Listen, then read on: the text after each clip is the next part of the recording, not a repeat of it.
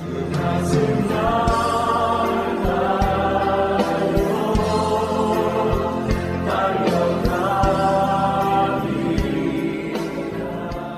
누가복음 1장 21절부터 25절까지 한 목소리로 읽겠습니다. 시작.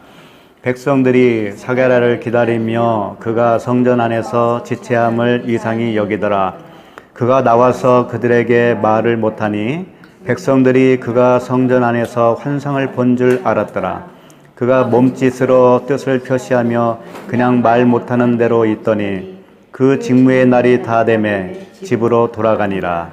이후에 그의 아내 엘리사벳이 잉태하고 5달 동안 숨어 있으며 이르되 주께서 나를 돌보시는 날에 사람들 앞에서 내 부끄러움을 없게 하시려고 이렇게 행하셨음이라 하더라. 아멘. 오늘은 누가복음 세 번째죠. 제목을 사가랴의 직무라고 붙여봤습니다. 오늘 말씀은 사가랴가 이제 제사장이잖아요. 사가랴 제사장이 성전에서 자기 직무를 다 마칩니다. 이제 앞에서 천사를 만났기 때문에 그때부터 이제 벙어리가 되었어요. 벙어리가 된 채로 직무를 다 마치고 집으로 돌아갑니다. 집으로 돌아간 후에 그의 아내 엘리사벳이 잉태하고 또 5달 동안 숨어 있다라고 하는 그런 내용이에요. 뭐 복잡하지도 않고 간단한 내용입니다. 그래서 오늘은 간단하게 끝날 수도 있을 것 같은데 기본이 뭐 1시간이니까 오늘 21절을 다시 한번 보겠습니다. 백성들이 사가랴를 기다리며 그가 성전 안에서 지체함을 이상히 여기더라 그랬습니다.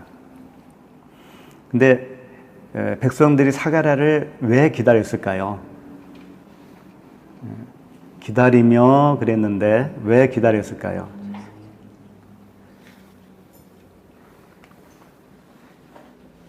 이제 그 배경 설명을 약간 하게 되면은 24반열이 있습니다. 제사장들의. 그게 이제 다윗 때부터 생겼다고 하는데 24반열 중에서 사가랴가 제비뽑기를 하죠. 이 제비뽑기라고 하는 것은 이제 특별한 직무를 하기 위해서 그 같은 반열의 순서대로 왔다고 하더라도요, 그 제비를 뽑아서 특별한 제사장 업무가 있다라는 거예요. 그게 향 피우는 거였었어요. 그래서 천사가 어디 왔어요? 향단 옆에 있었잖아요. 그렇죠? 그래서 이 제사장이 향을 피우는 제사장이에요. 근데 향을 피우는 제사장은 그야말로 일생 동안 자기 차례가 한 번도 안 올 수도 있는 거예요. 이것은 제비뽑기를 하기 때문에. 그런데 사가랴가 제비를 뽑았는데 향을 피우다가 잘못될 수가 있거든요. 죽을 수가 있거든요. 네. 자기 죄로 인해서 죽을 수도 있고, 그래서 계속 안 나오고 지체를 하니까 이제 걱정을 한 거죠. 네. 그런데다가 제사장이 그 안에서 이제 제사 드리는 직무를 다 하고 나면 나와서 어떤 일을 하냐면은 백성들에게 축복을 해요. 제사장이. 그러니까 그 제사장이 축복을 못하게 되면은 안 되잖아요. 그렇죠? 백성들은 그 축복을 받기를 원해서 기다리고 있는데 안 나오는 거예요. 그래서 이상하게 생각을 한 거죠. 그 잘 아시듯이 레위기 9장 22절에 읽어드릴게요. 레위기 9장 22절에 아론이 백성을 향하여 손을 들어 축복함으로 속죄제와 번제와 화목제를 마치고 내려오니라. 아론이 백성을 향하여 손을 들어서 축복을 했어요. 그때가 속죄제와 번제와 화목제를 마치고 내려왔을 때란 말이죠. 그렇죠? 그리고 모세와 아론이 회막에 들어갔다가 나와서 백성에게 축복하며 여호와의 영광이 온 백성에게 나타나며 이렇게 기록이 되어 있습니다. 모세와 아론이 제사를 드리고 나서 항상 손을 들어서 축복을 했던 거예요. 그러니까 제사장은 축복권이 있는 거죠. 그런데 안 나오는 거예요. 샤가랴가. 그래서 어떻게 됐나 이상하죠. 그래서 이상하다라고 하는 이 단어가 다우마조인데요. 놀랍다 그런 뜻이에요. 놀랍다. 아주 놀랍게 여기는 거예요. 자기네들을 축복을 해줘야 할 제사장이 지체하고 안 나오니까 이게 이제 처음에 이상해 여기다가 놀라기까지 하는 거예요. 죽은 줄 아는 거예요, 이제는. 근데 사실 죽은 제사장도 있었거든요. 그게 누구냐면 아론의 아들이에요. 아론의 두 아들을, 아론의 아들 나답과 아비후.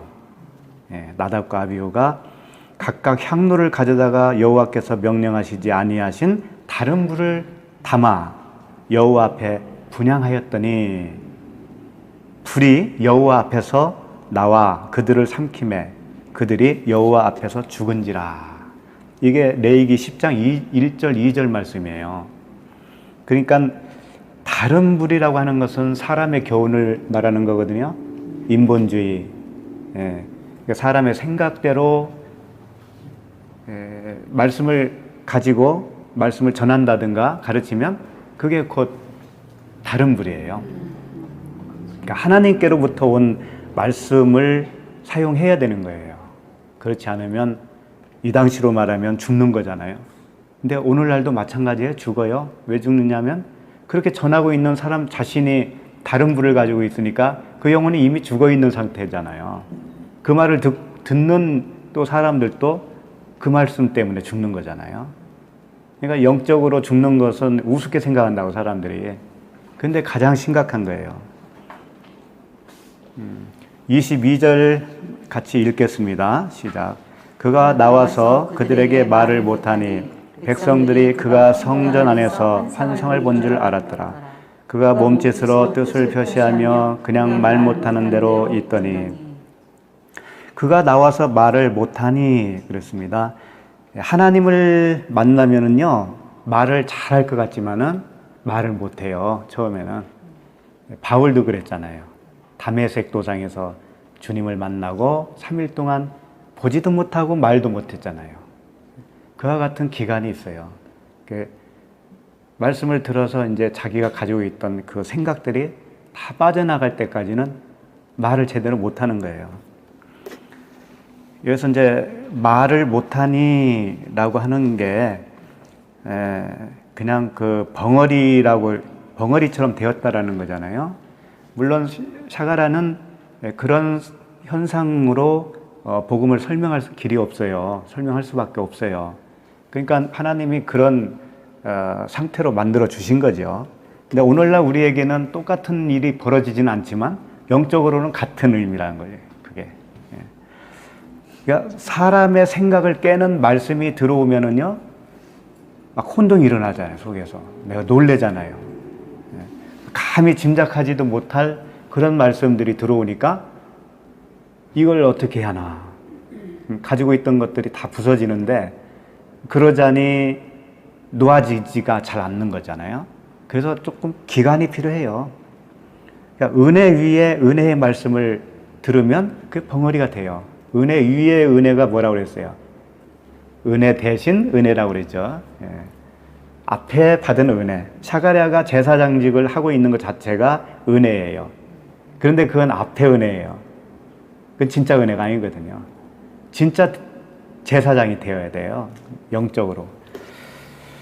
그렇게 이제 주님이 만들어가는 과정을 이제 우리가 보고 있는 겁니다. 그래서 이 벙어리가 되는 기간은 그리스도의 옷을 입는 기간이에요. 출애굽기 여정으로 보면 광야 생활이죠. 광야 생활.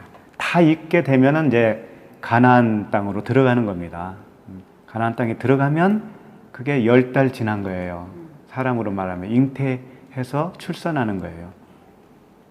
그래서 엘리사벳이 10달 동안 잉태하고 있다가 요한을 낳았죠. 그때 샤가랴가 입이 열리잖아요.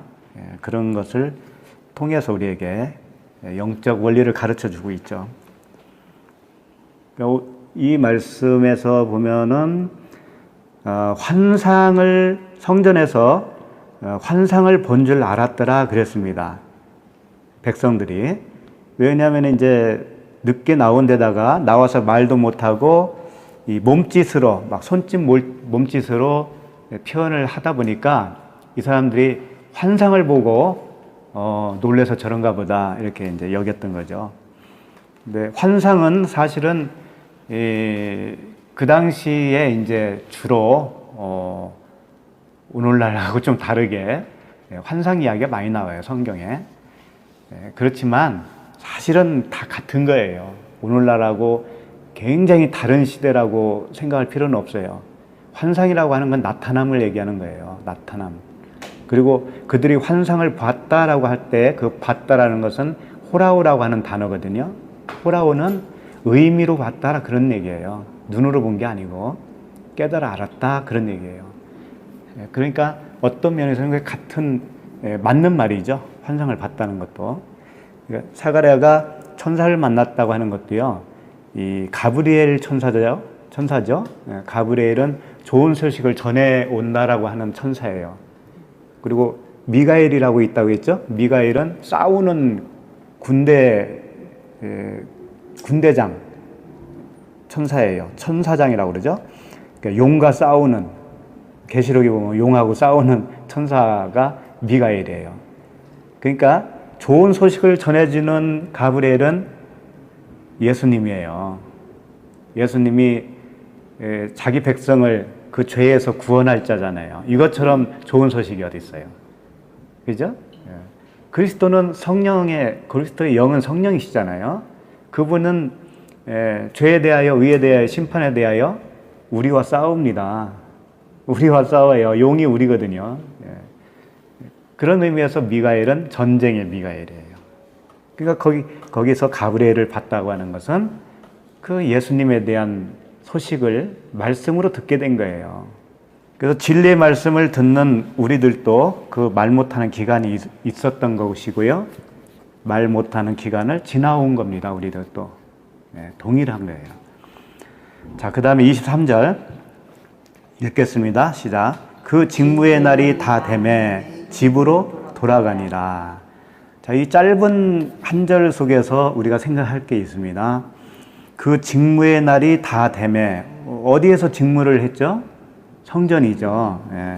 성전에서 다 하고 집으로 돌아갔다고 그랬어요. 굳이 내가 성경 저자라면은 이렇게까지 쓸 필요 없을지도 몰라요. 집으로 돌아갔다, 이런 얘기 못 하겠어요. 그냥 그 성전에서 일을 다 끝냈다. 당연히 일 끝나면 집으로 돌아가는 거죠. 근데 이렇게 기록했다라고 하는 것은 뭔가 의미를 부여하고 있는 거예요. 그런 걸 놓치면 안 돼요. 직무의 날은요, 아까도 잠깐 설명해 드렸지만 24반열 중에서 돌아가면서 일주일씩 섬깁니다. 일주일 섬기면 1년이면 2차례 돌아와요. 2차례 돌아오는데 이게 직무의 날이에요. 일주일씩 하는 게.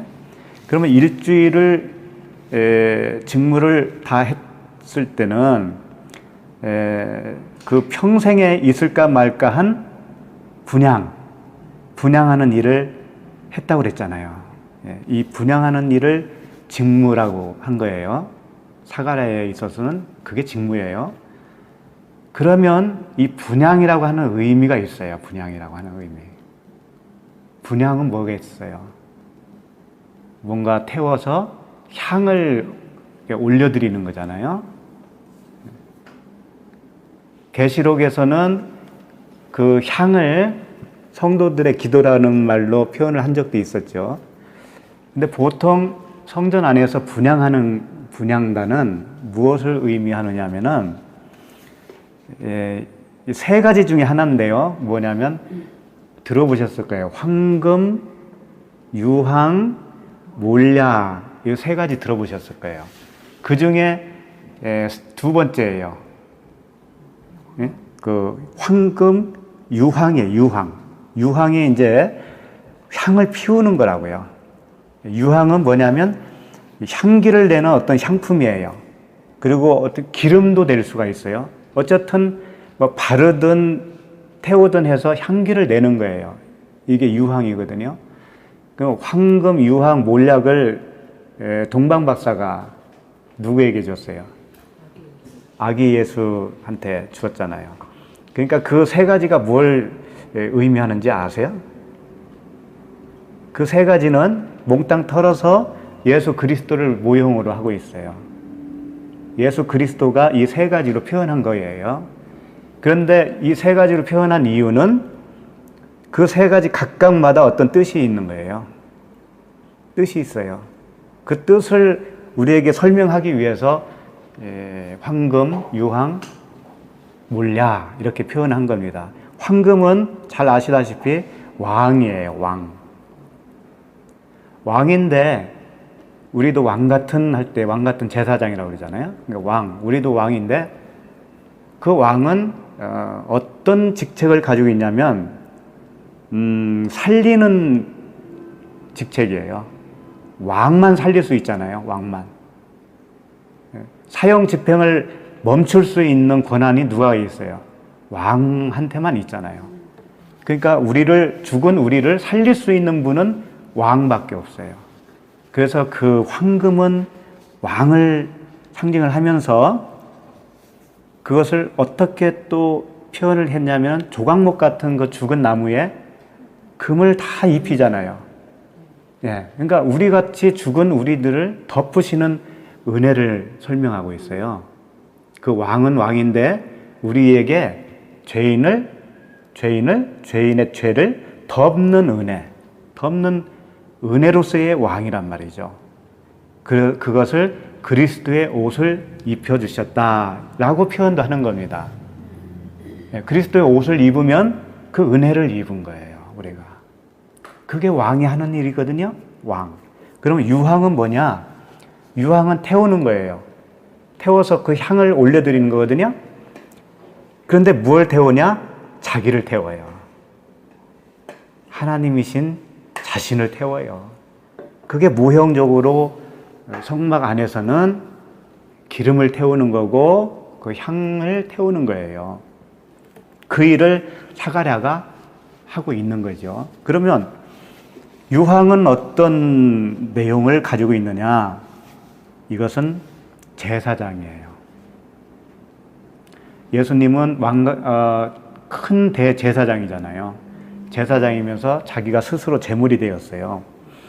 그러니까 사가랴는 모형적인 제사장이니까 자기가 자기를 태울 수는 없고 향을 태운 거예요. 기름을 태운 거죠. 그러면 그 향기가 날 거 아니에요. 향기가. 그 향기가 하늘로 올라갑니다.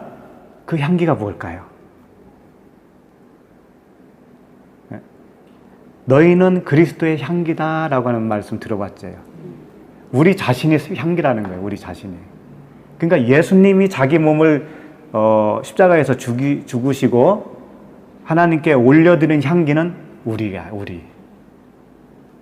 성도가 향기란 말이에요. 성도 자신이. 그러니까 유황은 제사장을 설명하고 있어요. 제사장. 그럼 둘 나왔죠? 왕, 제사장, 하나 뭐가 남았어요? 선지자. 예. 그러니까 구약 시대에는 왕, 제사장, 선지자가 각각 있어요. 각각. 겸직을 할 수가 없었어요. 그런데 예수님에게만 이 세 가지 직분이 다 자기 혼자 가지고 있어요. 그럼 몰약이 선지자거든요. 몰약은 무슨 역할을 하냐면은 감람나무에서 채취를 한다고 해요.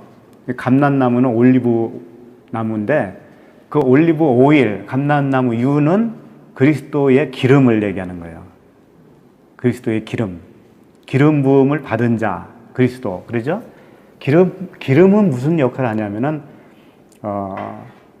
질병을 치료해 주는 역할, 그리고 시체를 썩지 않도록 유지시켜주는 방부제 역할, 이 두 가지 역할을 다 해요. 그러니까 몰약은 우리가 허물과 죄로 죽은 우리를 썩지 않게 발라주어서 살려주는 거예요. 살아나게 하는 거예요. 그러면 그게 선지자란 말이죠. 선지자는 말씀을 선포하는 자잖아요. 그 말씀을 선포해서 그 말씀으로 인해서 살리는 거잖아요, 영혼을.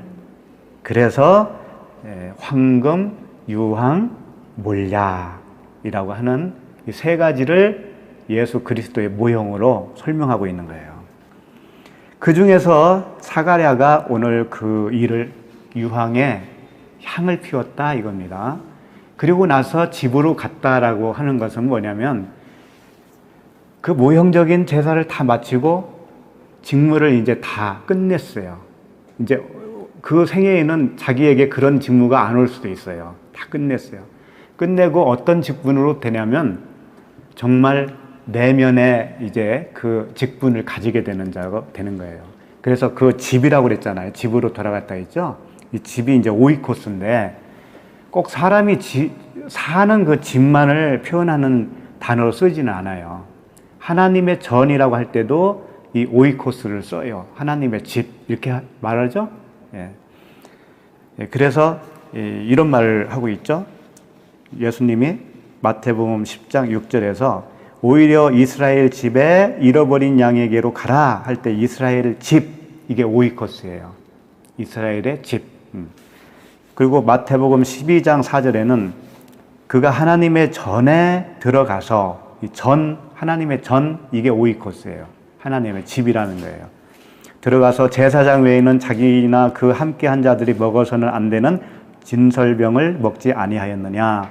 다윗이 한참 쫓겨 다닐 때 그때 제사장만 먹을 수 있는 진설병을 먹었단 말이죠. 하나님의 그 성소에 들어가서, 성전에 들어가서. 그러니까 이 오이코스는요, 집에 단순히 집이라고 생각만 하면 안 돼요. 이제 하나님의 집에 들어갔다 이거예요. 성전, 사람이 지은 성전에서 직무를 다 마치니까 이제 사람이 짓지 아니한 성전, 내면의 성전 안으로 들어갔다라고 하는 의미죠. 네, 우리도 율법 아래에서 열심히 하나님께 제사를 드린 겁니다. 그러다가 그 직무를 다 하고 이제 너희가 하나님의 성전인 것과 막 이러잖아요. 우리가 성전이잖아요. 그 성전으로 들어가게 된 거예요. 진짜 성전이에요, 그게. 그래서 이 직무라고 돼 있죠. 직무를 다 마쳤다고 되어 있는데 직무는 봉사, 섬김 그런 의미의 단어거든요. 레이투로기아 이렇게 되어 있어요. 그러나 이 직무는 두 가지 직무이 있는 거예요. 이미 말씀드렸지만 사람이 지은 성전 안에서 하는 직무가 있고 이제 정말 그 내면의 성전이 되어서 하는 직무가 있는 거예요. 그래서 더 중요한 게 뭐냐면 내면의 성전을 완성하고 하는 그 직무를 우리가 알아야 돼요. 그 직무가 과연 우리가 할 일이 무엇이냐. 그걸 모르면 나 혼자만 그냥 성전 되고 마는 거예요. 자기 성전은 될 수는 있지만 그 이상으로 어떤 그 하나님이 원하시는 일을 못하고 평생 살다가 죽을 수도 있어요. 일단 겉에 그림자적인 그 성전을 이렇게 표현을 했습니다. 히브리서 8장 5절에는 그들이 섬기는 것은 하늘에 있는 것의 모형과 그림자라. 모세가 장막을 지으려 할 때에 지시하심을 얻음과 같으니 이르시되 삼가 모든 것을 산에서 내게 보이던 본을 따라 지으라 하셨느니라. 모세를 통해서 모형과 그림자 되는 장막을 지었죠. 그리고 나서 후에 솔로몬을 통해서 성전을 지었죠. 그러나 사람이 지은 거예요. 이 히브리서 8장 9절에는요 또 이런 말씀도 해요. 또 주께서 이르시기를 이 언약은 내가 그들의 열조의 손을 잡고 애굽 땅에서 인도하여 내던 날에 그들과 맺은 언약과 같지 아니하도다. 그들은 내 언약 안에 머물러 있지 아니하므로 내가 그들을 돌보지 아니하였노라. 자, 여기 끝에 말씀. 내 언약 안에 머물러 있지 아니하므로 내가 그들을 돌보지 아니하였다. 이게 중요한 말씀이에요. 그러니까 모형과 그림자를 쫓아서 하나님을 섬겼던 그들은 돌보지 않았다는 거예요. 하나님이. 굉장히 중요하잖아요. 돌본 것 같은데 사실은 그게 돌본 게 아니에요. 그래서 이런 말씀을 하시는 거예요. 그 히브리서 8장 10절에 또 주께서 이르시되 그날 후에 내가 이스라엘 집과 맺을 언약은 이것이니 내 법을 그들의 생각에 두고 그들의 마음에 이것을 기록하리라. 우리의 생각 안에 두고 우리 마음에 기록하는 거예요. 신비에 새겨주겠다. 이제 이게 두 번째 성막이에요. 성전이에요. 이렇게 되어야 참된 직무를 행할 수가 있는 거죠. 그래서 그들에게 하나님이 그런 거예요. 나는 그들에게 하나님이 되고 그들은 내게 백성이 되리라. 이게 이제 진짜 하나님과 연합된 그런 상태에 있는 백성들이에요. 오늘날 우리가 다 그렇게 되어야 되죠. 그런데 그림자와 모형 같은 그 율법 아래에 있으면 안 되는 거예요. 하나님의 말씀이 하나님의 마음으로 내 안에 신비에 새겨질 때 그 신비에 새겨진 성령의 법에 의해서 내가 사라지면 그것은 정말 성전을 이룬 거죠. 그렇게 되지 않으면 돌보지 않았다라는 말이 되는 거예요. 돌본 것 같은데 돌보지 않았대요. 그래서 새로운 직무로 우리가 들어가야 됩니다. 네. 그럼 이제 새로운 직무로 들어가는데 새로운 직무를 맡으려면 어떻게 해야 되냐면은 주님과 연합이 먼저 일어나야 돼요. 주님과 연합. 그리고 예수 그리스도와 함께 십자가를 통과해야 되는 것이 주님과 연합이에요. 그렇게 되면 새 예루살렘에 들어가는 안식에 이르는 거죠. 그런 그 과정, 주님과 연합, 그 다음에 십자가를 통과하고 주님과 다시 부활하여 안식에 이르는 것. 세 단계, 주님과 함께 연합돼서 죽고 주님과 함께 연합해서 살아나는 것. 그게 이제 우리에게 있어야 되는 거예요. 그 말씀을 단계적으로 표현한 말씀이 있거든요. 한번 찾아보실까요? 빌립보서예요. 빌립보서 2장을 한번 보십시다. 빌립보서 2장 찾으셨죠? 네. 1절부터 보면서 설명하겠습니다. 그러므로 그리스도 안에 무슨 권면이나, 여기서 이제 그리스도 안에 무슨 권면이나, 이 권면은 뭐냐면 부르심을 말하는 거예요. 그러니까 그리스도 안에서 네가 부르심을 받았느냐라고 하는 거예요. 이 뜻이 부르심을 받은 게 확실하냐 이거예요. 그 다음에 사랑의 무슨 위로나 그러죠? 사랑의 무슨 위로나, 이 위로는요 이런 위로를 얘기하는 겁니다. 사탄의 나라에서 하나님의 사랑의 나라로 옮긴 위로예요. 우리는 위로는, 진짜 위로는 그거밖에 없어요. 응? 내가 지옥에서 천국으로 이동하는 것만큼 위로가 어디 있어요? 그걸 사탄의 나라에서 사랑의 나라로 옮겼다. 이거보다 위로가 어디 있어요? 그죠? 네. 자, 한번 잘 여기서 느낌이 있어야 되는데, 그리스도 안에 할 때 그리스도가 먼저 나왔습니다. 그 다음에 사랑의 무슨 위로 할 때 사랑이 나왔죠? 사랑은 뭐라고 그랬어요? 하나님은 사랑이시다 그랬잖아요. 그러니까 지금 하나님 아버지예요, 이게. 사랑으로 표현했지만 하나님 아버지. 그리스도 하나님 아버지 두 분 나오셨어요. 누구 남았겠어요? 성령이죠. 그 바로 나오잖아요. 성령의 무슨 교제나 긍휼이나 자비가 있거든 그러죠. 그러면 성령의 무슨 교제나 라고 하는 것은 성령과의 사귐을 얘기하는 겁니다. 성령과의 사귐이 일어나면 어떻게 되냐면 긍휼과 자비가 일어나요. 긍휼과 자비가 있느냐 그런 소리예요. 그런 말씀이에요. 요 세 가지입니다.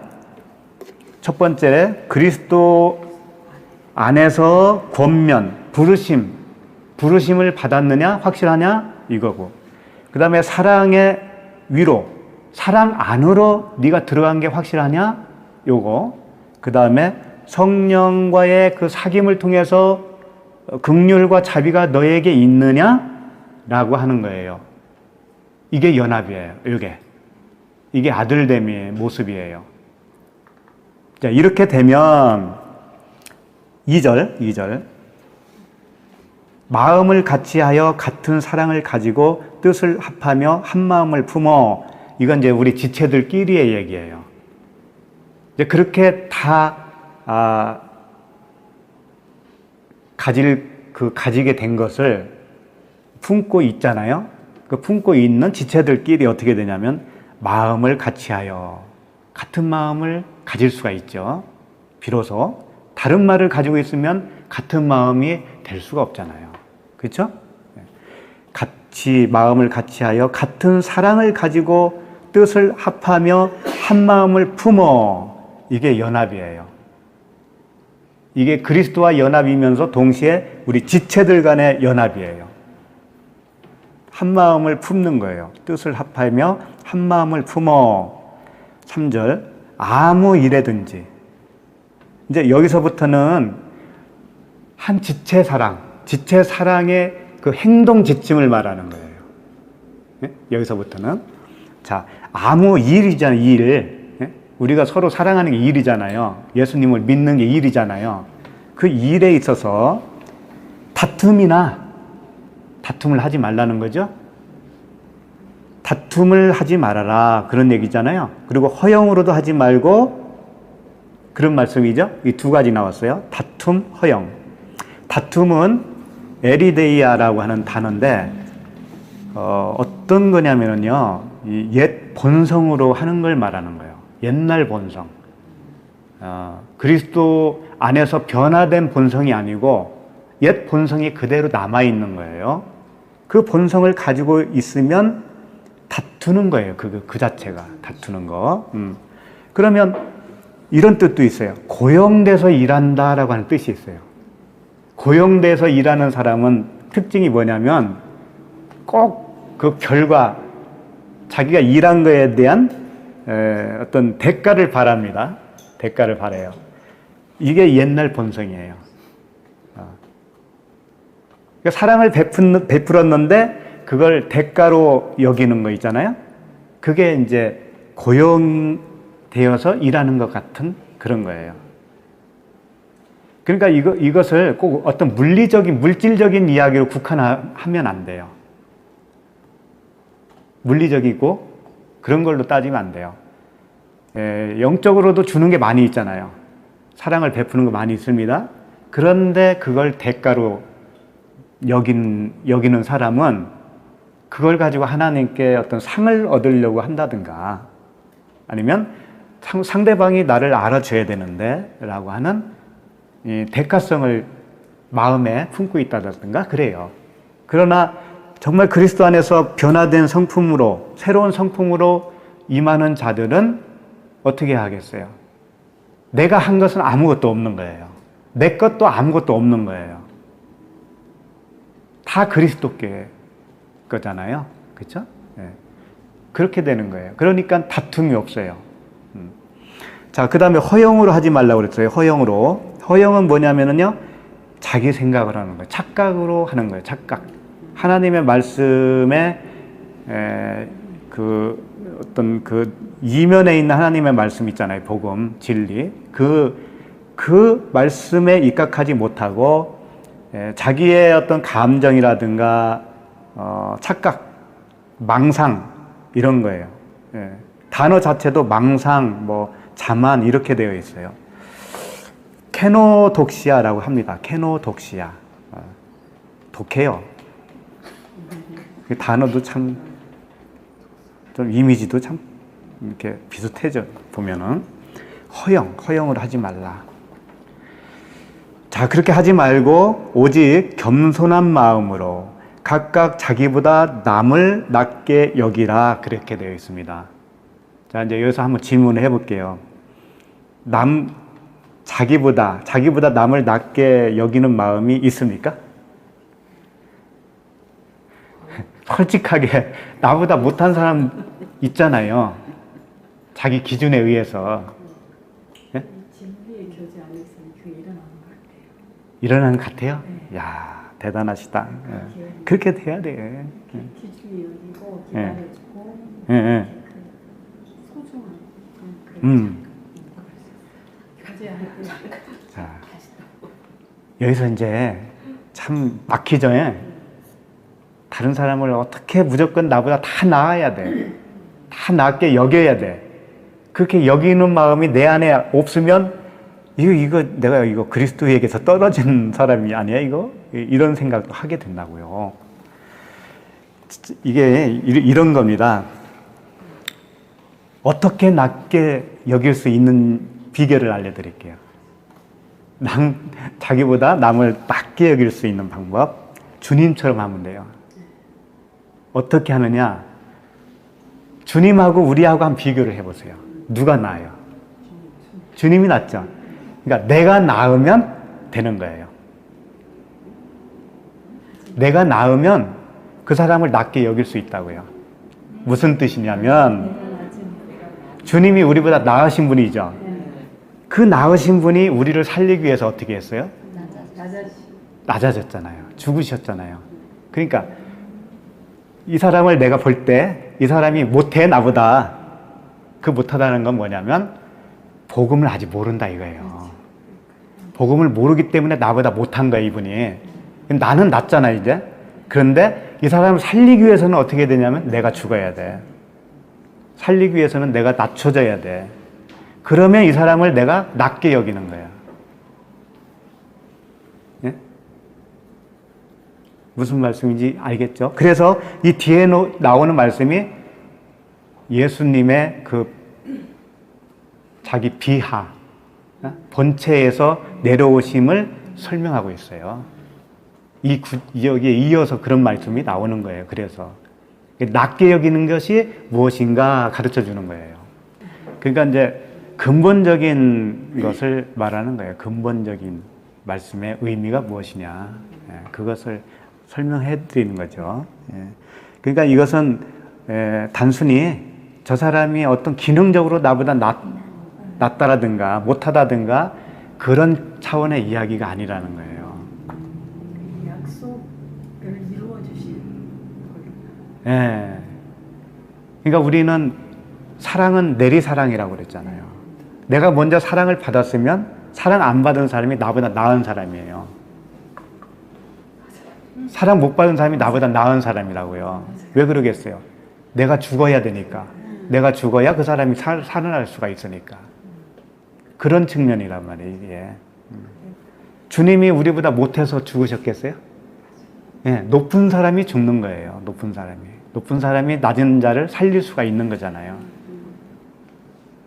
그러니까 그를 위해서 아직 복음을 모르는 사람을 위해서 내가 낮아지는 거예요, 그게, 그 자체가. 그게 이제 그 사람을 나보다 낮게 여기는 거다. 그런 얘기예요. 자, 그 다음에, 4절이죠, 4절. 각각 자기 일을 돌볼 뿐더러 또한 각각 다른 사람들의 일을 돌보아 나의 기쁨을 충만하게 하라. 이게 자기 일을 돌보라고 그랬잖아요, 먼저. 그러니까 자기가 먼저 돌본다라는 건 뭐냐면요, 관찰하다 그런 뜻이에요. 관찰. 먼저 자기를 관찰하는 거예요. 관찰하고 항상 주 안에 있는가 관찰하고 그 다음에 다른 사람도 관찰하라 그런 얘기예요. 다른 사람도 잘 주님과 연합해서 나가고 있는지 관찰하는 거예요. 그게 서로 우리 지체들이 서로 사랑하는 것이 되는 거예요, 이게. 이 자체가. 그 다음 5절부터는요, 주님의 이제 그 본을 보는 겁니다. 주님이 어떻게 우리를 낮게 여기셨나. 주님이 나를 낮게 여겼기 때문에 본인이 죽으신 거잖아요. 자, 5절. 너희 안에 이 마음을 품으라. 곧 그리스도 예수의 마음이니. 그리스도의 예수의 마음이 우리에게 있어야 되는 거예요. 남을 낮게 여긴다고 하는 말씀 속에는 내가 그리스도의 그 마음을 가졌다라고 하는 겁니다. 긍휼의 마음, 자비의 마음을 가진 거예요. 7절. 그러면은 6절. 그는 근본 하나님의 본체시나 하나님과 동등됨을 취할 것으로 여기지 아니하시고, 근본 하나님의 본체시면은 그분이 뭐라는 거예요? 하나님이신데 아까 왕, 제사장, 선지자 중에서 뭐예요? 왕이죠. 예, 그러면 뭐가 나오겠어요? 그 다음에 제사장 나오겠죠. 예, 제사장 나와요 이제. 7절. 오히려 자기를 비워 종의 형체를 가지사 사람들과 같이 되셨고, 자기를 비웠어요 벌써. 그 다음에 8절. 사람의 모양으로 나타나사 자기를 낮추시고 죽기까지 복종하셨으니 곧 십자가에 죽으심이라. 이게 제사장이잖아요. 예, 십자가에 죽으심. 그 다음에는 뭐가 남았어요? 선지자. 예. 이러므로 하나님이 그를 지극히 높여 모든 이름 위에 뛰어난 이름을 주사 하늘에 있는 자들과 땅에 있는 자들과 땅 아래에 있는 자들로 모든 무릎을 예수의 이름에 꿇게 하시고 모든 입으로 예수 그리스도를 주라 시인하여 하나님 아버지께 영광을 돌리게 하셨느니라. 나팔을 불었으니까 이런 일이 생겼잖아요. 그렇죠? 말씀을 전했으니까 그리스도를 주라 시인한 자들이 생긴 거잖아요. 그 이름에 모두 무릎을 꿇었잖아요. 이게 선지자의 역할이에요. 네, 이렇게. 그러니까 아까 그 왕, 유황, 몰약, 황금이죠. 황금, 유황, 몰약이 여기에 다 나왔네요. 그렇죠? 왕은 뭐예요? 네, 황금이고, 그 다음에 제사장은 유황이고, 그 다음에 선지자는 몰약이고, 네. 그런 순으로 되어 있습니다. 그럼 우리도 어떻게 되겠어요? 예, 이렇게 이분과 하나가 되어지면 우리도 왕 같은 제사장이요, 그러죠? 그럼 왕 먼저 나왔죠? 제사장 나왔죠? 이는 어두운 데서 불러내어 빛으로 들어가게 하신 자의 아름다운 덕을 선전하는 거예요. 선전원이에요. 그 누구예요? 선지자. 네, 우리가 다 그 직분을 가지고 있다 이거예요. 네. 그러니까 우리도 똑같아요. 그리스도와 그 세 가지 직분을 가지고 그 직분에 맞는 그런 삶을 사는 거죠. 그러면은요, 이제 이건 어떤 특정 사람을 뽑아서 설명한 건 아니죠. 이런 원리를 설명한 것이죠. 우리가 다 그런 자가 되어야 된다는 거예요. 그런데 이제 지금부터는 어떤 한 사람을 딱 뽑아서 이 사람이 한 것을 보면서 이렇게 사는 것이 안식의 삶이구나. 이렇게 사는 것이 그 직책을, 그 세 가지 직책을 다 가지고 사는 자의 모습이구나 라고 하는 것을 보여줘요. 같은 빌립보서 2장이죠. 지금 2장 20절부터 한번 보십시다. 20절부터 보면은요, 이는 뜻을 같이 하여 너희 사정을 진실이 생각할 자가 이밖에 내게 없음이라. 뜻을 같이 하여라는 말을 먼저 하고 있죠. 그러니까 그리스도 안에서 하나 된 자요, 그리스도 안에서 형제가 지체로 하나 된 거, 그런 자들을 말하는 거예요. 그런데 이 같이 하여 너희 사정을 진실이 생각할 자가 이밖에 내게 없음이라. 지금 바울이 이 빌립보서는 옥중서신이에요. 옥중서신이고, 바울이 이제 로마에서 정말 그 순교 직전에 있다라고 볼 수도 있어요. 굉장히 열악한 환경인데 그때까지 바울을 돌봤던 사람들이 몇 명이 있었어요. 그 중에 이제 여기서 거론이 되는 거죠. 그들이 다 자기 일을 구하고 그리스도 예수의 일을 구하지 아니하되. 그러니까 처음에는 바울을 도왔어요.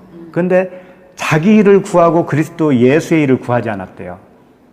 그러니까 지금 바울을 돕는 것을 그리스도의 일이라고 지금 규정해 놓고 있는 겁니다. 그래서 그리스도의 예수의 일을 구하지 아니하되 디모데의 연단을 너희가 안 하니 자식이 아버지에게 함과 같이 나와 함께 복음을 위하여 수고하였느니라. 디모데는 잘 아시다시피 바울이 나의 참 아들 디모데야 그랬잖아요. 이 디모데는 바울이 1차 선교 여행 때부터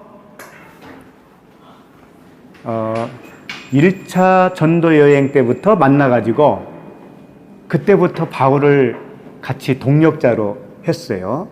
그러니까 굉장히 오래된 거죠. 1차, 2차, 3차가 있었으니까. 그 디모데의 연단, 디모데가 고생을 많이 한 거예요. 근데 지금 빌립보 교회 교인들에게 지금 하는 편지잖아요, 이게. 그러니까 너희들도 잘 알고 있잖니? 하는 거예요. 그 다음에 23절. 그러므로 내가 내 일을 어떻게 될지를 보아서 곧 이 사람을 보내기로 바라고. 이거 뭐냐면 바울이 지금 내가 내 일이 어떻게 될지를 보아서 그러잖아요. 바울이 이제 그 감옥에서 풀어질지, 예? 석방될지, 아니면 더 연장될지, 이런 것들을 이제 보면서 하겠다 이거예요. 보면서 상황에 따라서 디모데를 보내든지 보내지 않든지 하겠다 그런 얘기입니다. 예. 24절. 나도 속히 가게 될 것을 주 안에서 확신하노라. 이게 바울도 여기서 풀려서 석방돼서 너희들에게 갈 것을 주 안에서 확신한다 그랬잖아요. 근데 결국은 그렇게 되진 않았습니다.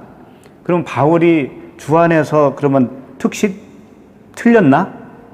확신이 없었나? 이렇게 또 말할 수가 있어요. 그것은 우리의 관점이에요. 진짜 가는 게 뭐예요? 진짜 가는 거 육을 벗어나는 거 아닙니까? 예, 그 확신이에요. 바울은. 예. 그 마음을 모르면 그걸 모른다니까. 바울도 틀렸네 이런 소리 한다니까요. 예, 그런 말이 아니에요. 그래서 그 다음부터 이제 이어지는 말씀을 잘 봐야 됩니다.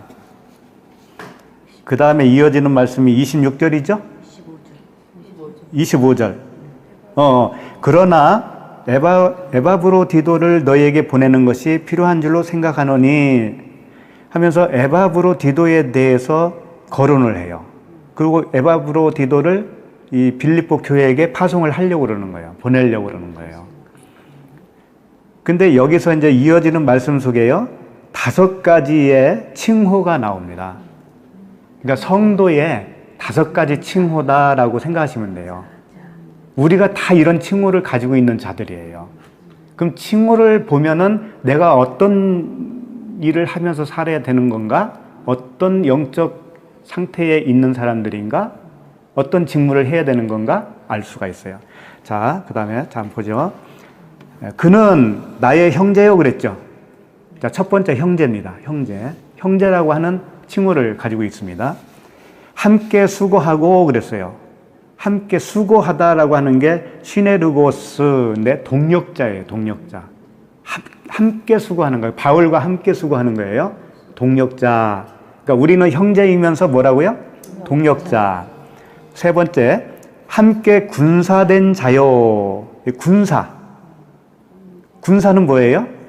싸우는 거죠. 그러니까 어떤 영적 복음을 전하는 데 있어서 방해되는 것들에 대해서 함께 그걸 이렇게 모색하는 거예요. 물리치고 하는 거예요. 군사. 네 번째, 너희 사자로 그랬죠? 너희 사자. 사자는 뭐냐면 아포스톨로스인데 사도라는 얘기예요. 사도. 사도를 아포스톨로스라고 그래요. 똑같아요. 이거 사도예요. 사도. 그러니까 우리가 뭐라고요? 사도. 그 다음에 내가 쓸 것을 돕는 자라. 돕는 자. 돕는 자가 뭐냐면 사역자라는 뜻이에요. 사역자. 아까 사가랴가 자기 직무를 마쳤다고 그랬잖아요. 그 직무가 바로 이 레이트로고스예요. 똑같은 거예요. 똑같은 단어에서 나왔어요. 예. 사역자, 직무자. 예? 예. 자, 5가지 한번 봅시다. 예. 형제, 동역자, 군사, 사도, 사역자. 예. 우리가 이래봬도 이런 사람들입니다. 그래서 직무를 네이투르기아라고 돼 있는데 이제 여기서 우리가 사역자, 직무자죠. 직무자. 직무만 할 때는 네이투르기아. 그다음에 직무자는 네이투르고스. 이렇게 이제 부르는 거예요. 그래서 직무자예요. 사역자가. 사역자. 내적인 사역자가 되는 거예요. 자, 26절. 그가 너희 무리를 간절히 사모하고 자기가 병든 것을 너희가 들은 줄을 알고 심히 근심한지라. 이게 에바브로디도가요, 굉장히 신실한 자예요. 이름 자체가 뭐냐면 잘생겼다, 또 매력적이다. 아유, 늦게 오신 분이 어떻게 또 잘 알아? 매력적이다. 영적으로 잘생겼다, 매력적이다. 그러면 매력적인 사람이 어떤 사람인가? 이 사람은요, 바울을 너무 헌신적으로 섬기고 했기 때문에 병들어서 죽게 되었어요. 병들어서 죽기까지 되었어요. 그래서 이 병들었다고 하는 걸, 죽게 되었다라는 것을 빌립보 교인들이 소식을 알게 된 거예요. 그러니까 이 사람은 또 빌립보 교인들이 자기를 걱정해 주는 거에 대해서 또 근심을 한 거예요. 네. 당연히 나를 알아줘야지 이런 게 아니라고요. 저들이 나를 걱정해 주는 거에 대해서 또 근심을 했다니까요. 이 정도는 돼야지. 그리고 27절.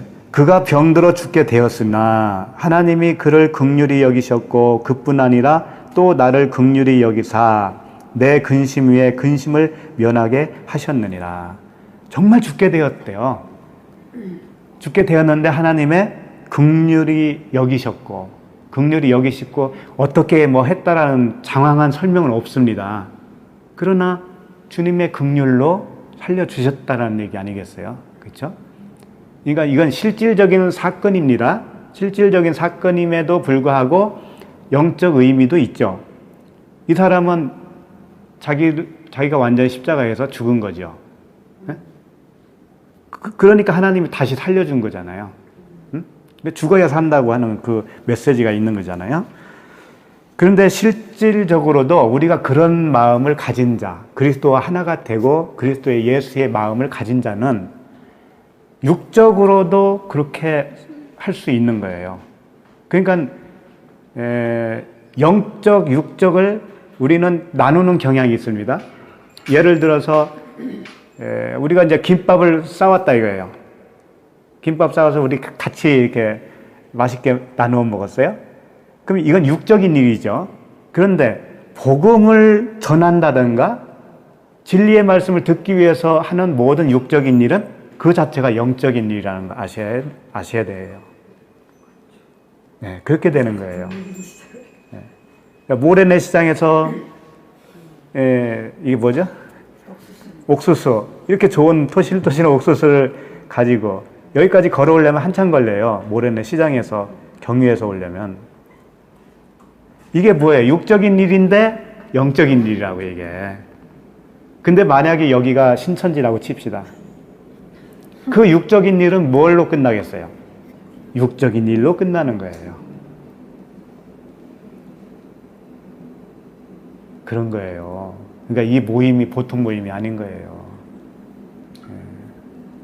차비들에서 오는 거예요. 이게 보통 일이 아닌 거라니까.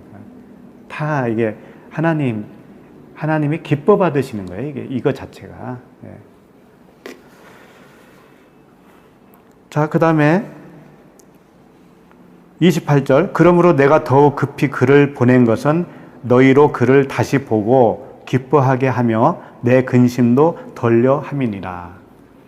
이제 에바브로디도를 빌립보 교회에 보내면 그는 이제 안식을 하는 거예요. 그렇죠?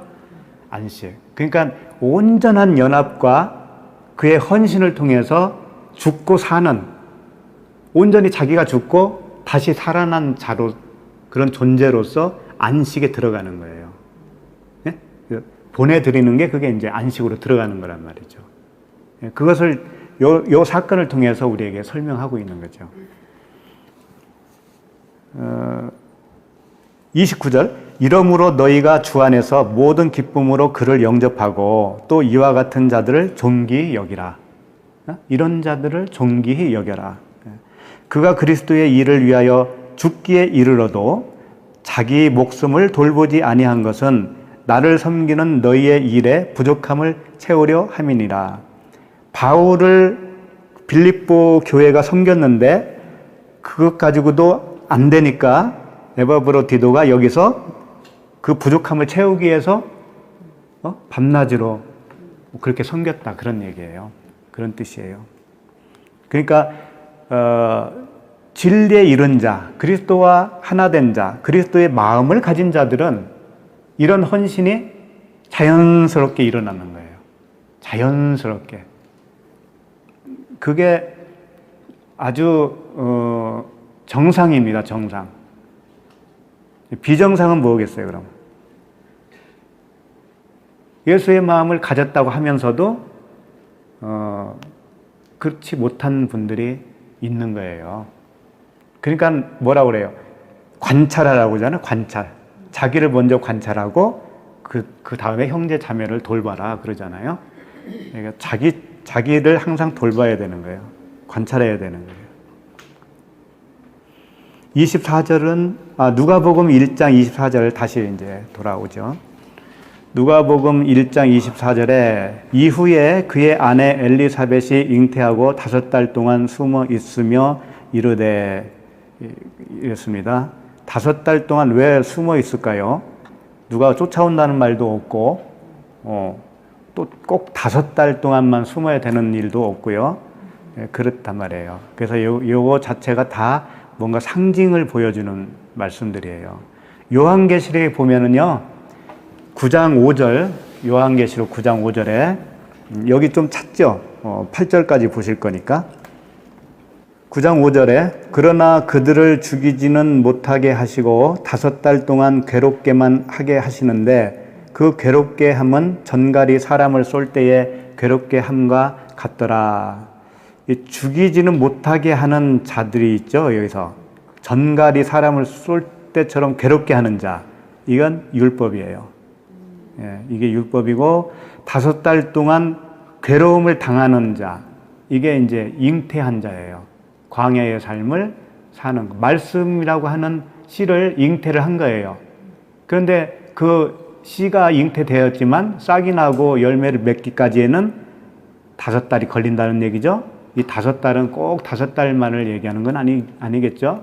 그 다음에 6절 말씀에 그날에는 사람들이 죽기를 구하여도 죽지 못하고 죽고 싶으나 죽음이 그들을 피하리로다. 이게 무슨 뜻이냐면요, 십자가에서 내가 스스로 죽으려고 그러는 거야. 처음에는 그래요. 다 그랬지 않았어요? 그렇죠. 자기를 보니까는 에이 못 쓸라 뭐 이러면서 빨리 죽고 빨리 어떻게 효부를 봤으면 좋겠는데 안 되는 거죠. 그게 그렇게 되는 게 아니거든요. 말씀이 꽉 차져야 돼요. 말씀이 꽉 차는 그 기간이 있어요. 그 분량이 있다고요. 그래야 그 말씀이 목을 베는 것이지 내가 스스로 하는 게 아니거든요. 네, 그 말을 해요. 그러니까 죽고 싶어도 못 죽는 거예요, 그때는. 7절. 황충들의 모양은 전쟁을 위하여 준비한 말들 같고 그 머리에 금 같은 관 비슷한 것을 썼으며 그 얼굴은 사람의 얼굴 같고, 그 다음에 8절. 또 여자의 머리털 같은 머리털이 있고 그 이빨은 사자의 이빨 같으며. 사자가 뭐겠어요? 아시죠? 율법이잖아요. 응? 율법. 그 이빨은 뭐예요? 그 무는 거잖아요. 쏘는 거. 정가같이 쏘는 거, 이빨같이 무는 거. 이게 다 율법의 권능이에요. 네? 율법의 권능이라고. 그리고 여자의 머리털 같은 머리털이 있다고 그랬죠. 이 머리털이 뭐냐면 지식을 말하는 겁니다. 세상 지식, 율법 지식. 사람의 교훈들을 얘기하는 거예요. 그래서 바울이 갱그리아에서 머리를 빡빡 밀었죠.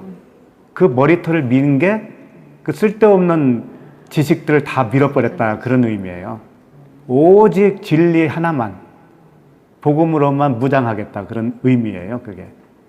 삼손이 머리털 자르니까 어떻게 돼요? 힘을 잃어버리죠? 그 머리털이 주님이 주신 머리털이에요. 지혜. 복음이었단 말이에요. 복음을 밀면 힘이 없는 건 당연하죠. 그러니까 머리털, 털옷, 이 털자 들어가는 거 있죠? 이게 하나님의 지식이든지 율법의 지식이든지 둘 중에 하나예요. 머리털까지 세신 바 됐다라고 하는 게 그거예요. 율법의 1.1획도 이루어지지 않으면 그런 말씀을 하시잖아요. 그걸 얘기하는 거예요. 율법이에요, 그것도. 율법 조항들이에요. 율법적인 지식. 사람이 만들어낸 교훈. 그런 것들. 그걸 머리털까지 세고 그게 다 이루어져야 된다고 그랬는데 그 이루어지게 한 것이 뭐예요? 그분이 죽으심이잖아요. 그러니까 퉁쳤잖아. 자기 몸으로. 그게 다 이루은 거죠, 그러니까. 그 은혜 안에 우리가 들어가면 우리는 다 이룬 것이 되는 거잖아요. 율법의 요구를 다 이룬 것이다.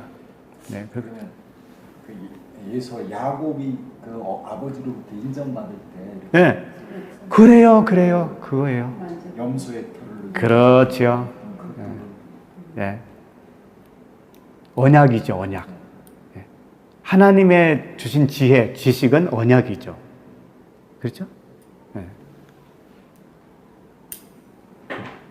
그래서 야곱의 털은 그 반대겠죠? 그럴 거 아니에요. 근데 이 야곱이 받는 게 아니었단 말이죠. 그러니까 야곱이 원래 털이 가지고 있는데 그건 율법이었는데 그걸 위장을 해서 줬는데 그게 복음이 돼버렸잖아요. 모르고 그냥 안수해버렸으니까. 네. 같은 거예요. 율법 안에 복음이 들어있는 건데 그 들어있는 복음을 야곱이 가르친 거지. 네? 네.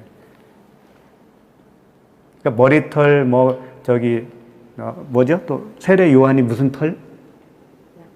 약대털 입었잖아요. 네. 자기는 율법의 마지막 선지자니까 입을 수밖에 없잖아요. 그죠? 네.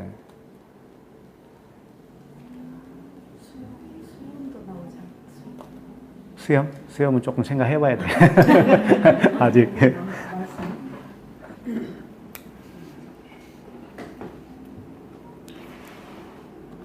그래서 이제 다섯이라고 하는 개념들 뭐 이미 다 여러 번 말씀드렸으니까 이왕이 나왔으니까 하나 더 말씀드리면 고린도전서 14장 19절에 그냥 읽어드릴게요. 그러나 교회에서 내가 남을 가르치기 위하여 깨달은 마음으로 5마디 말을 하는 것이 1만 마디 방언으로 말하는 것보다 나으니라. 깨달은 5마디. 이게 이제 다섯이잖아요. 그 5 등불, 기름 준비한 5 처녀, 뭐 5 달란트, 5 문화, 이게 다 깨달은 말씀을 얘기하는 거예요. 깨달은 말씀. 그 5을 깨달으면은요, 그게 열이 되는 거예요. 완전해진 거니까. 똑같은 개념이에요. 그게 열인 거예요. 그러니까 지금 엘리사벳이 5달 동안 숨었다고 하는 것은 그게 이제 율법을 복음으로 깨닫는 기간이에요. 그 기간이 차면 그게 10달이 되는 거예요. 똑같아요. 10달이나 5달이나. 그리고 여기 한번 찾아볼까요? 여기 찾아보죠. 고린도 후서 11장 22절.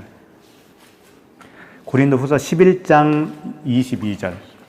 11장. 이제 바울이 전도 여행하면서 당한 고난이 많았다고 했잖아요.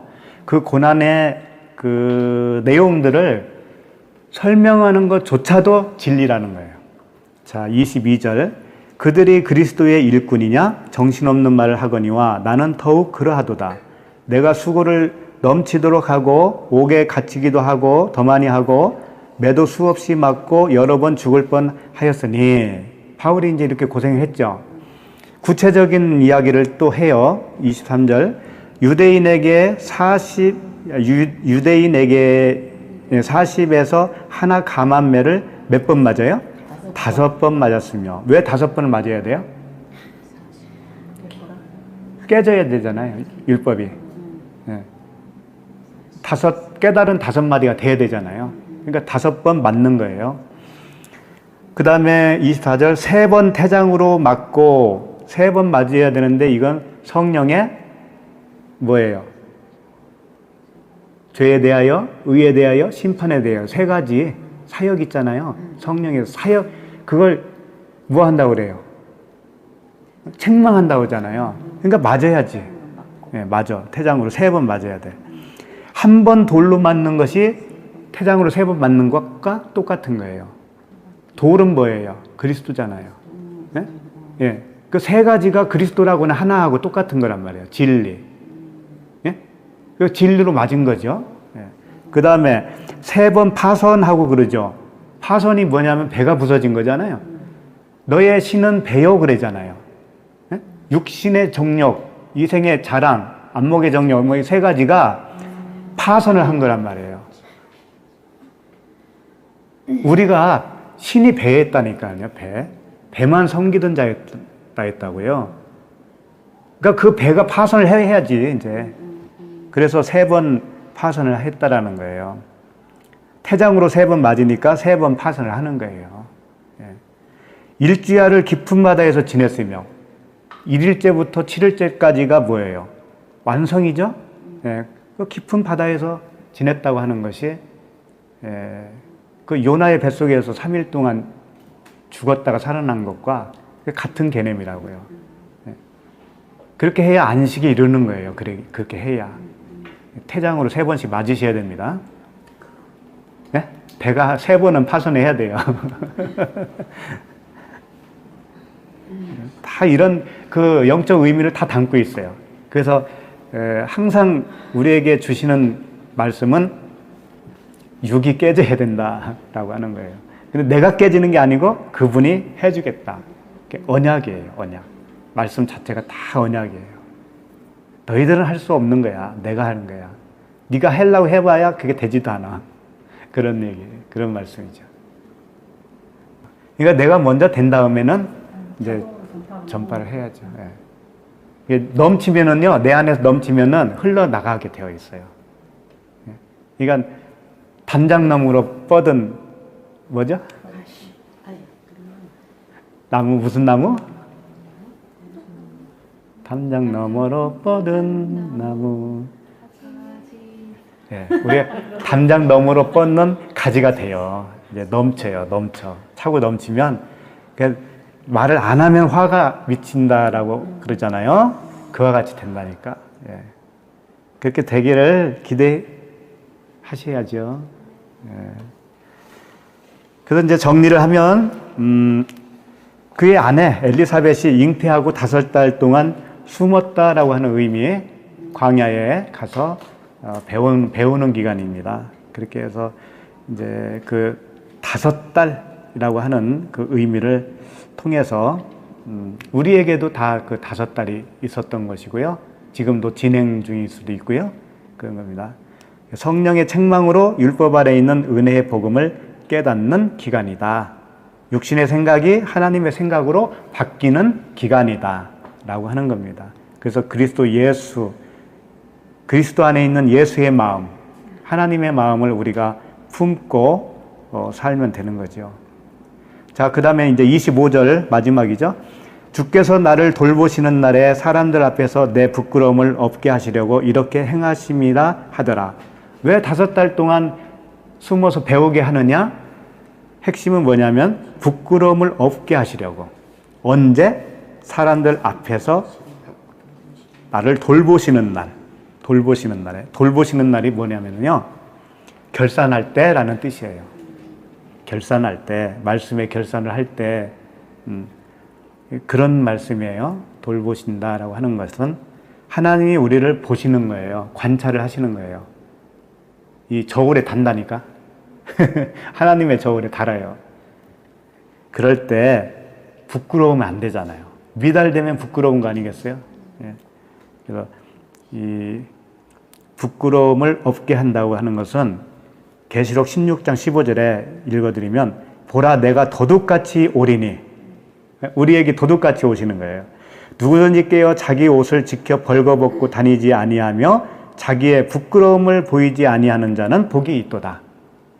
그러니까 그리스도의 옷을 입으면 부끄러움이 없잖아요. 예. 그렇게 입혀 주시겠다라고 하는 언약이에요. 그래서 이제 사가랴가 그 모형과 그림자 되는 그 직무였잖아요. 사람이 만든 성전 안에서 행하던 그 직무, 그 직무에서 영의 새로운 직무, 바울과 동역했던 그들, 그 우리 5가지 이제 외웠어요? 한번 해봅시다. 5가지 직책: 형제, 동역자, 군사, 사도, 사역자. 예. 이게 이제 영의 직분인 거예요. 이게 영의 직분. 그렇게 해서 우리가 지체로서 하나가 되어서 복음을 위해서 다 같이 표대를 향해 가는 겁니다. 영의 새로운 직무를 맡아서 복음의 사수가 되시길 바랍니다.